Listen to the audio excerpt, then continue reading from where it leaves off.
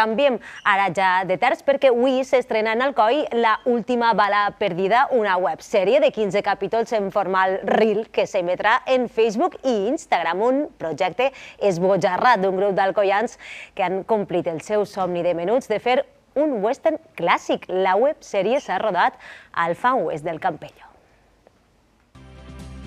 Un grup d'amics convoiats per a fer de cowboys. Els alcoians li diuen això una convoixà.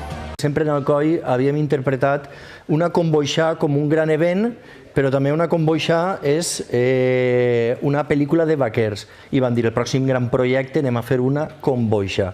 Això és La última bala perdida, una websèrie de la productora Pericana Western que s'estrena avui a Alcoi, un homenatge a les clàssiques pel·lícules de l'Oest. Cine mut i d'estètica retro que ens conta una història esbojarrada en 15 capítols de 2 minuts de duració cadascú.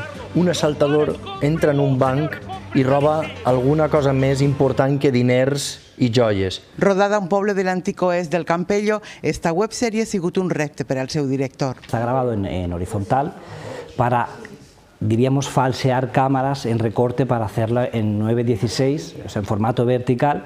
L'elenc, un grup de 25 amics, han complit un dels somnis de menuts, fer d'indi, de pistoler o barallar-se en un saló. En ma cara sempre he sigut el malo, entonces per això no m'ha sigut molt difícil adaptar-me al paper. Els capítols de La última bala perdida s'emetran cada dimarts i dijous en Facebook i Instagram. No descarten fer-ne tants com l'Alqueria Blanca, una superproducció, diuen, que els portarà d'Alcoi a Hollywood.